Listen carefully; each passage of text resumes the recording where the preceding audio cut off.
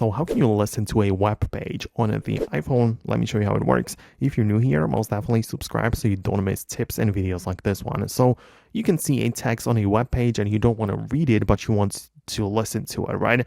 For that, you open up your settings at first and go to the accessibility section. Part of that, there is the read and speak menu, and we have the speak screen toggle there. So you want to make sure that the speak screen is enabled like this, that the toggle is green. Obviously, there are some other settings which we can come back to later because, those apply to different things. But the most important part is that you have it enabled like that.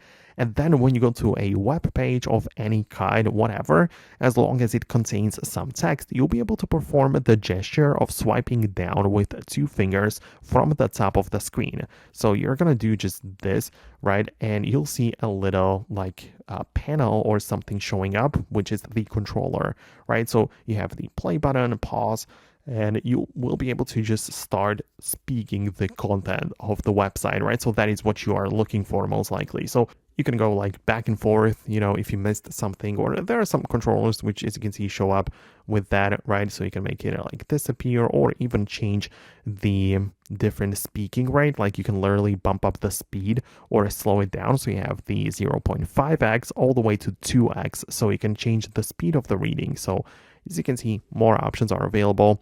And yeah, if you need to change anything, just come back to the settings page where we set it up, and there are the other controls for it. But that's it from me. Hit the thumbs up if it worked. Subscribe for more tips and explanations like this one, and I'll talk to you soon.